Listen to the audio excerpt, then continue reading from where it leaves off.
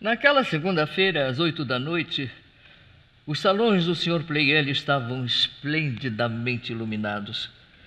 Numerosas carruagens deixavam incessantemente ao pé de uma escada, coberta por tapete, perfumada de flores, as mulheres mais elegantes, os artistas mais célebres, os financistas mais ricos, os grão-senhores mais ilustres, toda uma elite da sociedade, toda uma aristocracia de berço, de fortuna, de talento e beleza. Um grande piano de cauda estava aberto em cima de um estrado. Ambicionava-se os lugares mais próximos. Por antecipação, tendia-se o ouvido, buscava-se o recolhimento.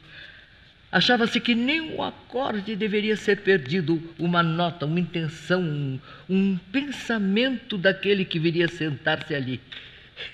E era justo estar-se assim, ávido, atento, religiosamente comovido, pois aquele que era esperado, aquele que se queria ver, ouvir, admirar, aplaudir, não era apenas um hábil virtuoso, um pianista exímio na arte de fazer notas, não era apenas um pianista de grande nomeada.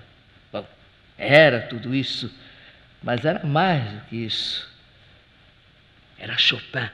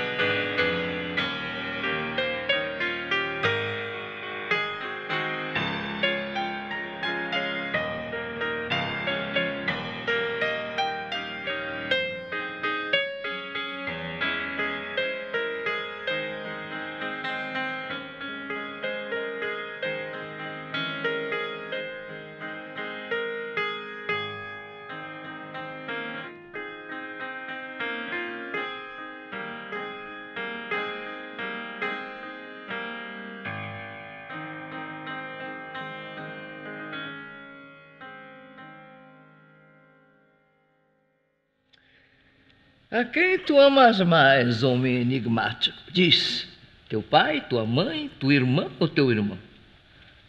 Eu não tenho nem pai, nem mãe, nem irmã, nem irmão. Teus amigos. Faz uso de uma palavra cujo sentido até hoje me é desconhecido. Tua pátria? Ignora em que latitude se situa. A beleza. Eu a amaria de bom grado, deusa imortal. O ouro eu odeio, como você odeia Deus.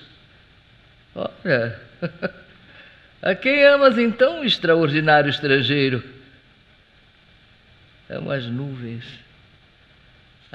que passam lá longe, lá. As maravilhosas nuvens.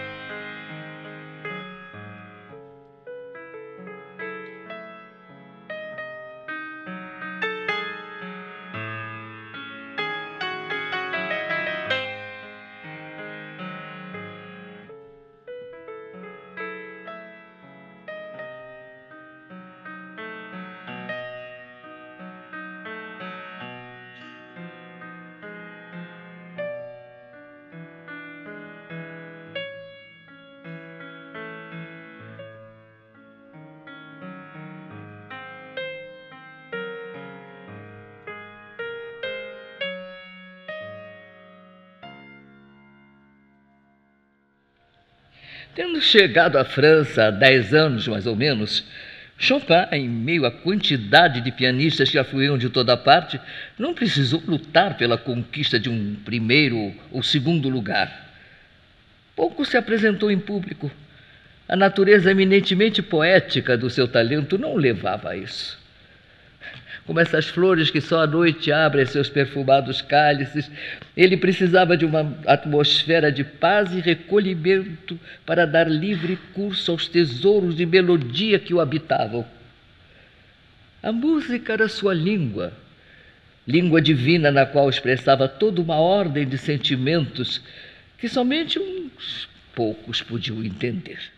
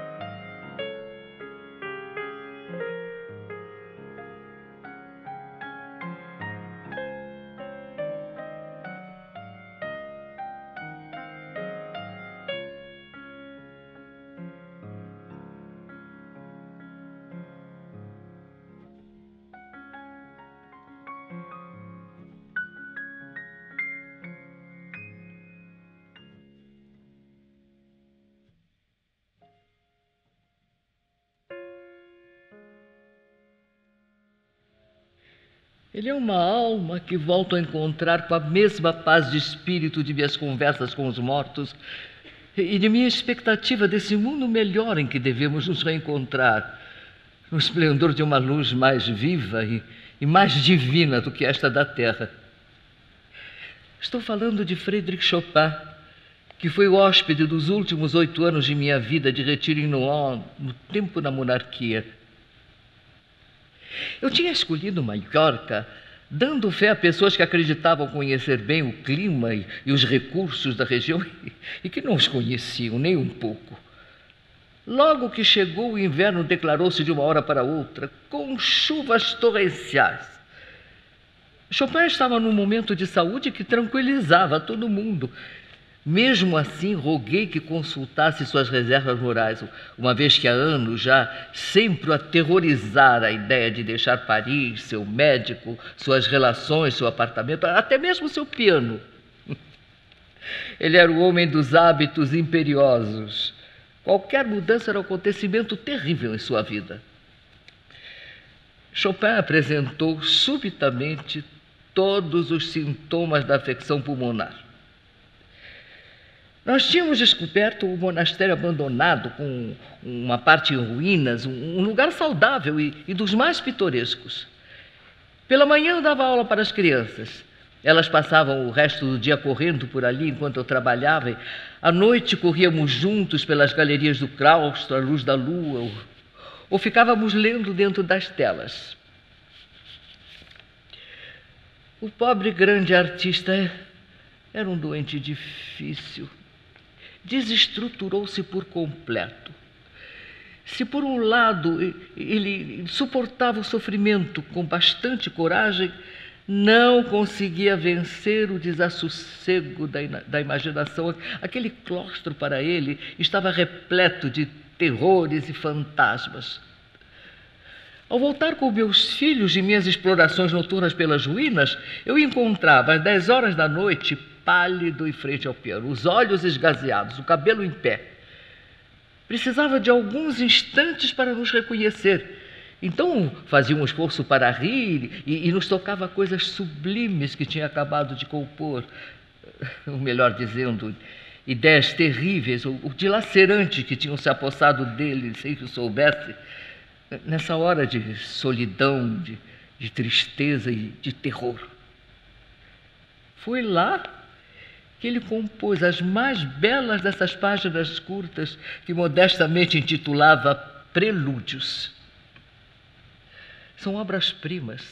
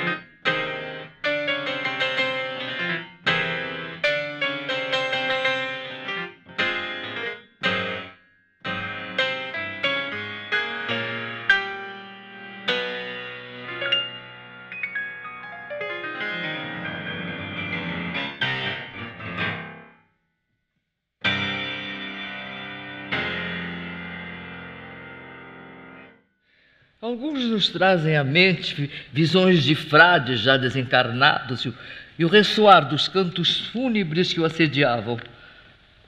Outros são melancólicos e suaves. Vinham-lhe nas horas de sol e de saúde, no riso das crianças embaixo da janela, no som longínquo das guitarras, no canto dos pássaros sobre a ramagem úmida, na visão de pequeninas rosas pálidas desabrochadas por sobre a neve.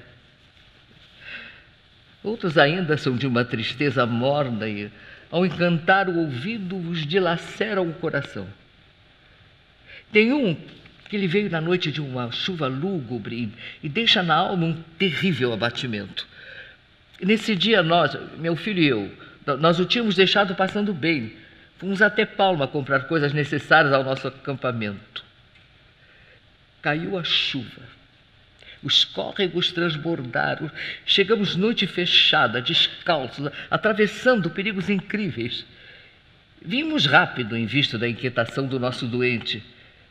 Esta fora, sem dúvida, muito intensa, mas tinha se fixado numa espécie de desesperança tranquila. E ele tocava seu admirável prelúdio aos prantos.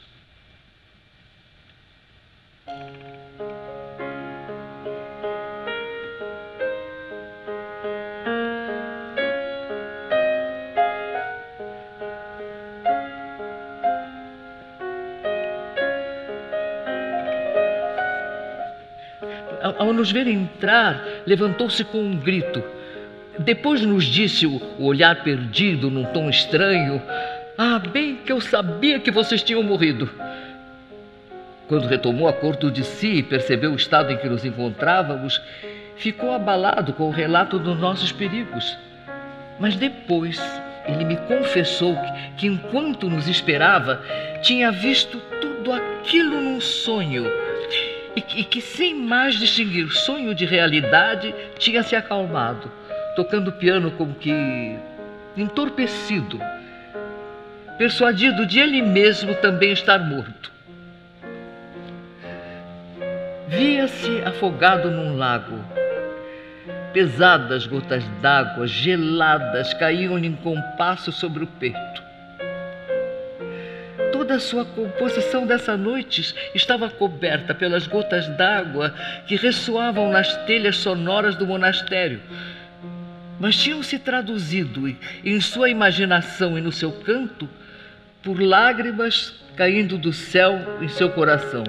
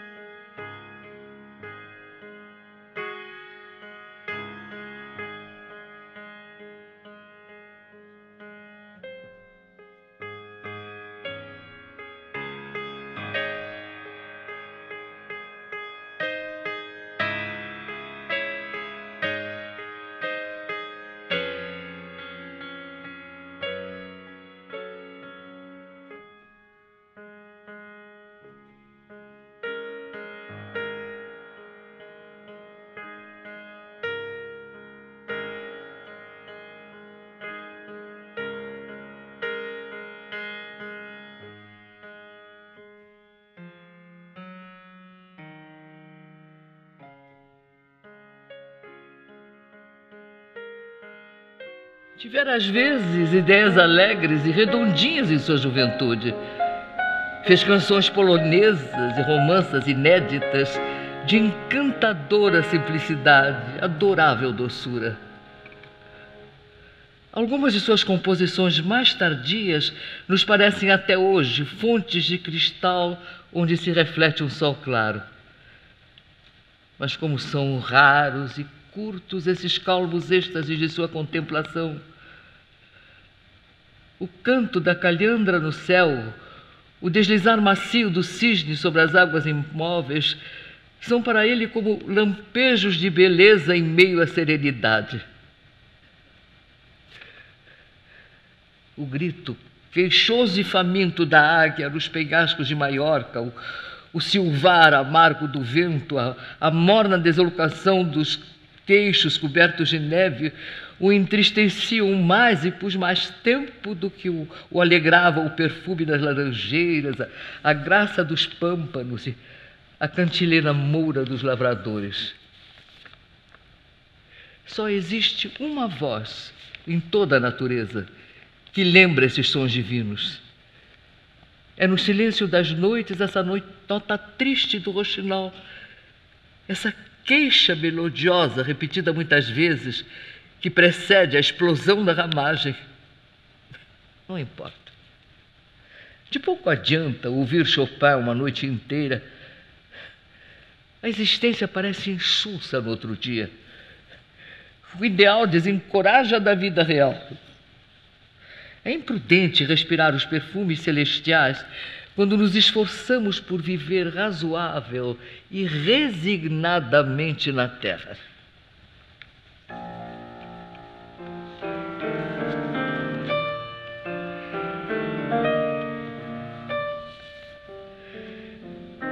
Quando se perde em mau acaso todo sorriso, toda certeza, o melancólico só o que fica está na música e na beleza. Mas favorece e faz contigo um rosto amigo que alguém armado.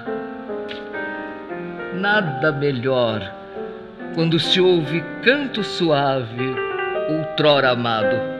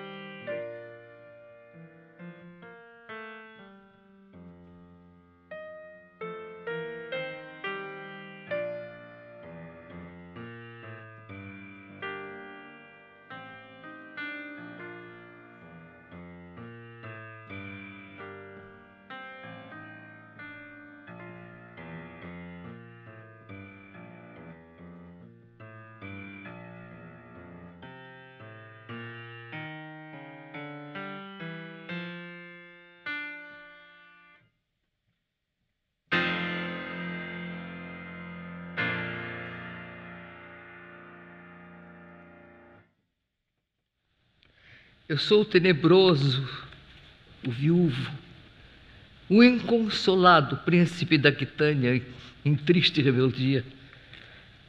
É morta a minha estrela, e no meu constelado alaúde ao negror, sol da melancolia. Da noite tumular em que me has consolado, o Pausílipo, a Itália, o mar, a onda bravia, dá-me outra vez. E dá-me a flor do meu agrado e a ramada em que a rosa ao pâmpano se alia. Sou Byron, Lusignan, Febo, o amor. Adivinha, as faces me esbraseia o beijo da rainha. Cismo e sonho na gruta em que a sereia nada. 2 vezes o Aqueronte, é o grande feito meu, transpus a modular nesta lira de Orfeu os suspiros da santa e os clamores da fada.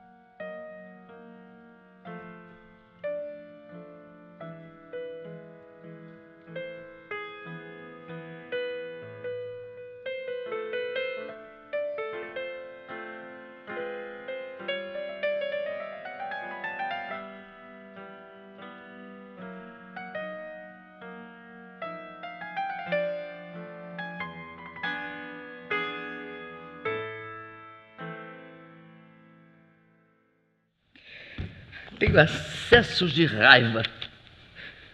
Continuo sem me mexer. Não tenho força bastante para marcar a data da minha partida. Tenho o pressentimento de que, se deixar Varsóvia, nunca mais verei minha casa. Imagino que eu estou indo embora para morrer. Coisa triste deve ser isso, de não se morrer onde sempre se viveu. Como seria horrível para mim ver junto ao meu leito de morte um médico, um criado, indiferentes, ao invés dos meus entes queridos. Limito-me a percorrer as ruas, mergulhado em minha tristeza. Então eu volto. Mas para quê? Para perseguir minhas quimeras. O homem raramente é feliz. Se não lhe são destinadas, se não curtas horas de felicidade, por que renunciaria às suas ilusões, que são elas também fugidias?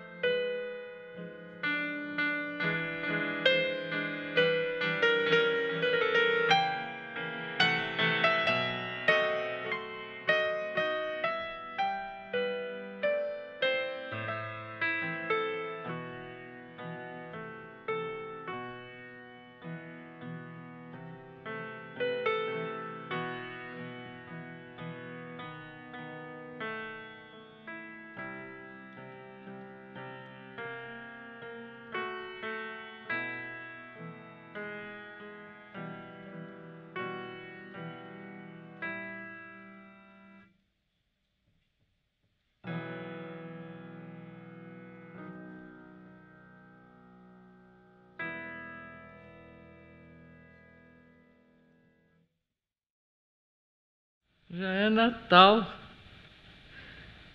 Eis-me aqui em Viena. Tenho a impressão de estar sonhando, de ainda estar aí com vocês. Essas vozes que escuto é que meu ouvido não está acostumado, me fazem o efeito de matracas.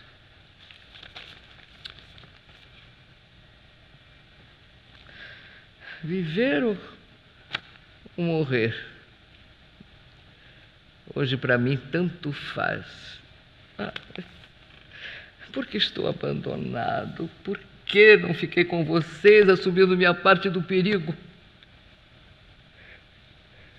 A lembrança de um tempo feliz é a pior das desgraças nos dias de infortúnio. Não posso viver como gostaria. Eu sou o ser mais indeciso da terra. Todos esses jantares, noitadas, concertos, bailes, me enchem de tédio. Estou farto de tudo isso. Não posso fazer o que eu quero. Eu tenho que me vestir, me bonecar, de calçar, me pentear, aparentar o homem tranquilo nos salões para depois voltar para casa e descontar no piano. Eu não tenho confidentes. Eu tenho que me mostrar cortês com todo mundo. E sinto mais do que nunca a necessidade imperiosa de ir embora. Meu pai me anima a fazê-lo. Mas para ir aonde? Seria a França, a Inglaterra, a Alemanha? Não fossem as revoluções em Roma, Milão, Bolonha, bem que eu escolheria a Itália. Seja como for, com toda certeza, o que eu tenho que fazer é sair de Viena, onde eu não encontro nada que eu possa amar. Acho que finalmente vou me decidir por Londres. Talvez faça uma parada em Paris.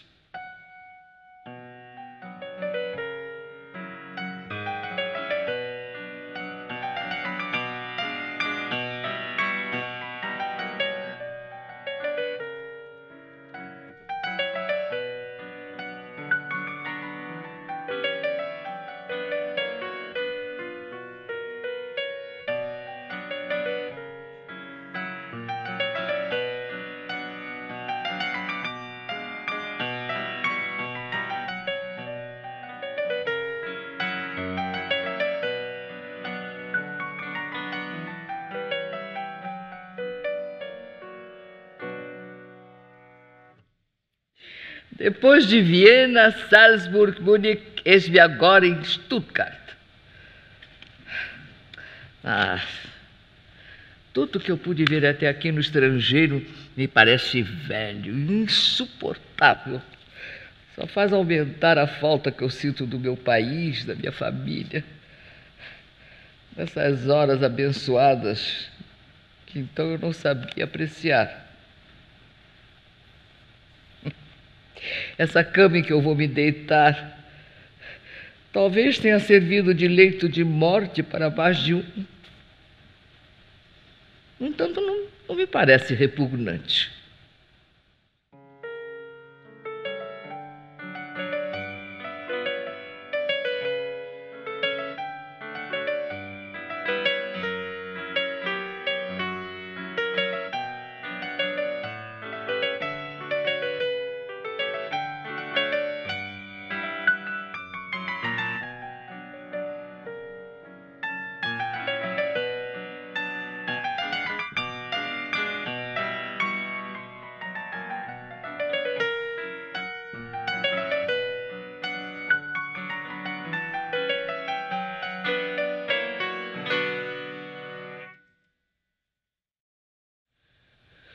Hoje, 8 de setembro, acabo de saber que Varsóvia capitulou. Os subúrbios foram destruídos, incendiados. Meus amigos estão na mão desses canalhas. Oh, meu Deus!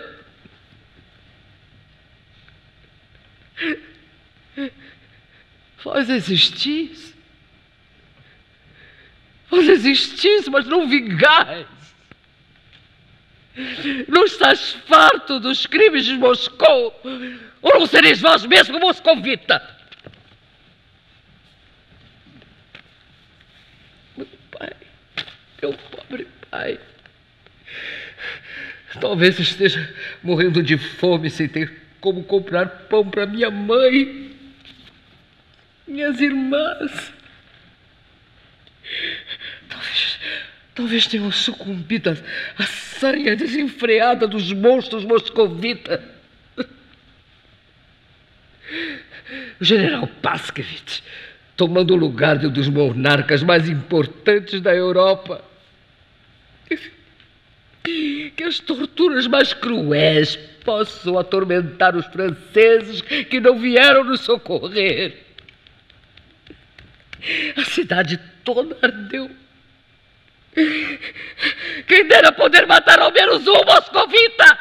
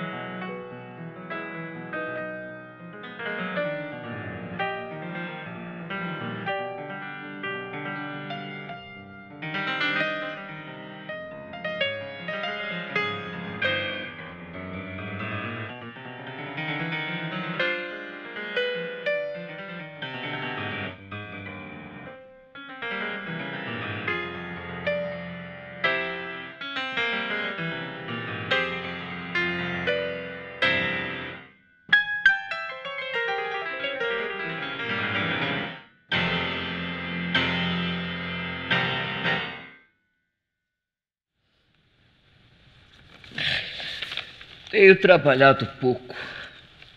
Apago o tempo todo. Tenho tossido muito. Acabei me resfriando, apesar do calor de 18 graus, das rosas, das laranjeiras, das palmeiras, das figueiras. 3 médicos, os mais célebres da ilha, me examinaram. O primeiro disse que eu ia morrer. O segundo que eu estava morrendo. O último é que eu já estava morto. Você pode me imaginar entre os rochedos e um mar, na cela de um imenso monastério abandonado. É onde eu fico, sem penteados nem luvas brancas e pálido como de costume.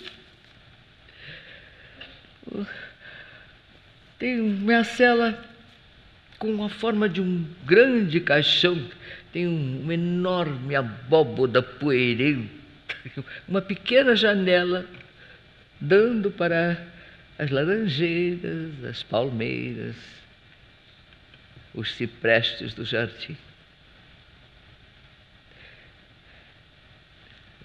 Acima de nós volteiam as ásias. Silêncio. Você pode gritar. Ainda o silêncio.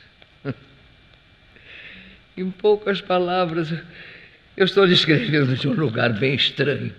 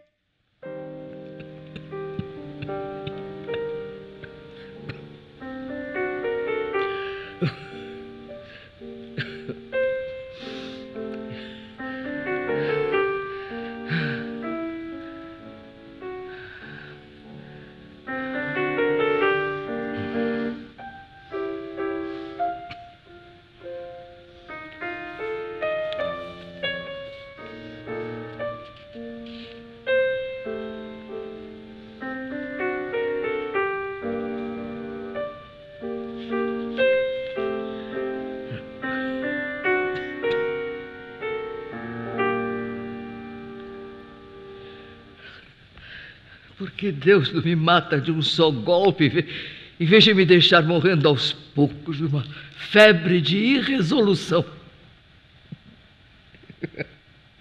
E eis que agora andam espalhando o boato do meu casamento.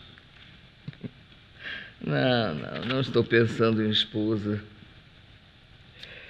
Antes, na casa paterna, em minha mãe, minhas irmãs, minha arte. Onde andará meu coração? Onde o terei conspurcado? Mal consigo me lembrar das canções lá de casa.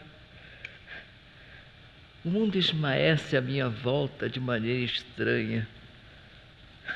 Estou me perdendo. Já não tenho mais força nenhuma. Não estou me queixando, mas eu me vejo mais perto da sepultura que do leito nupcial. Minha alma está em paz. Estou resignado. Em breve estarei voltando a Paris. Acho que no princípio deste ano, de 1849. Então, que comprem as pinhas para a minha lareira, que tudo esteja em seu lugar, cortinas, tapetes e principalmente um piano do Pleyel. E não se esqueçam de colocar violetas na sala para que fique perfumado. Quero encontrar ainda um pouco de poesia na minha volta, quando então deverei passar da sala para o quarto, onde com certeza irei me deitar por muito tempo.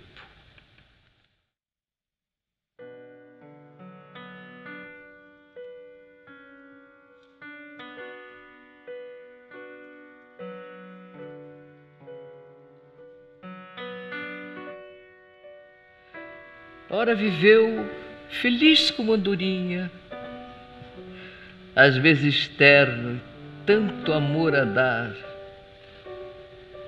Ora misantropia, sonhos no ar.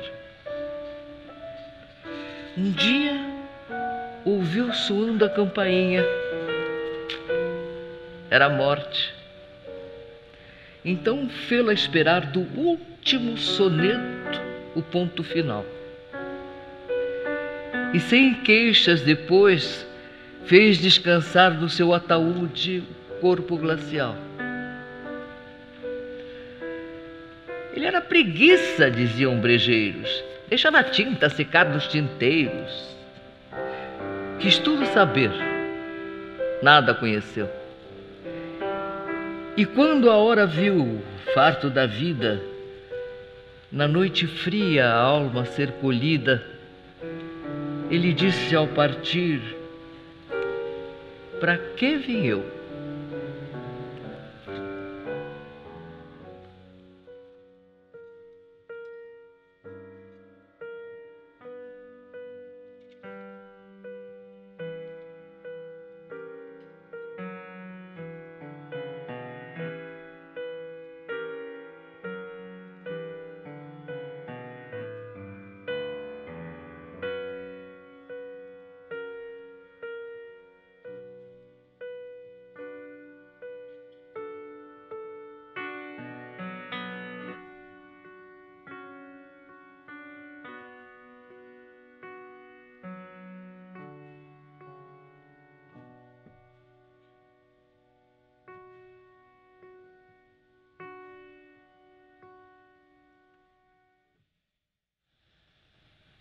A refinada celebridade de Frédéric Chopin, nos círculos mais restritos, altamente aristocráticos, manteve-se a salvo de qualquer ataque. Um silêncio completo da crítica já se faz à sua volta, como se a posteridade a tivesse alcançado. E no brilhante auditório reunido junto ao poeta, emudecido por um tempo longo demais, não havia uma restrição, uma única reticência. A ideias novas ele soube dar uma forma nova. Essa coisa algo selvagem e abrupta que lhe vinha de sua pátria encontrou expressão em ousadias de dissonância, em harmonias estranhas, enquanto que a delicadeza e a graça que vinham de sua pessoa se revelavam em mil contornos, em mil ornatos de inimitável fantasia.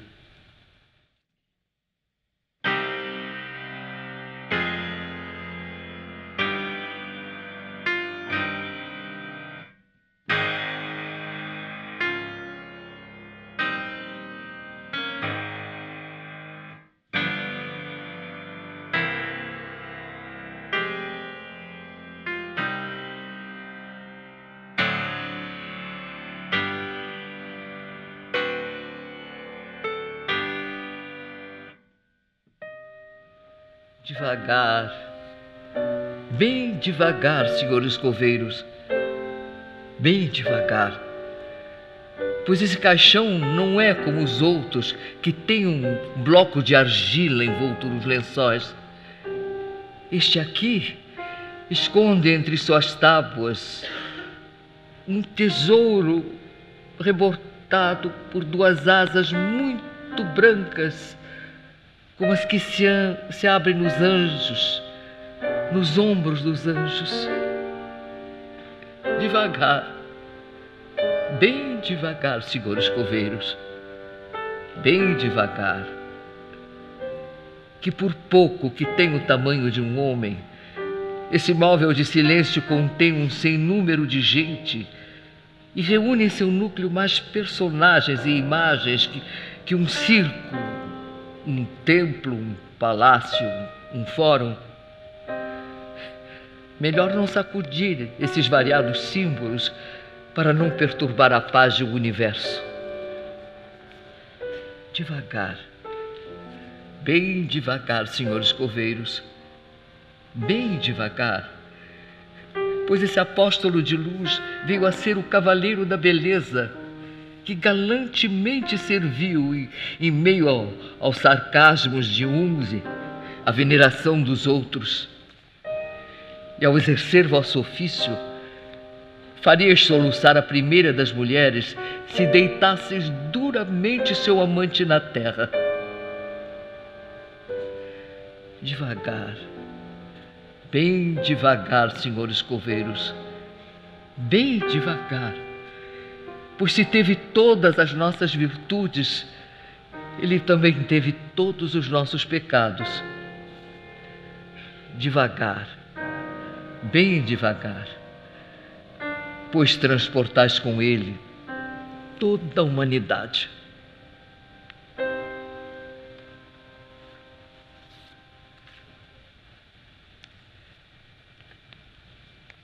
A última coisa é a simplicidade. Depois de ter esgotado todas as dificuldades, depois de ter tocado imensa quantidade de notas e mais notas, é a simplicidade que aflora, com todo o seu encanto, como o último selo da arte. Qualquer um que tente alcançá-lo sem esforço não chegará a lugar nenhum. Não se pode começar pelo fim.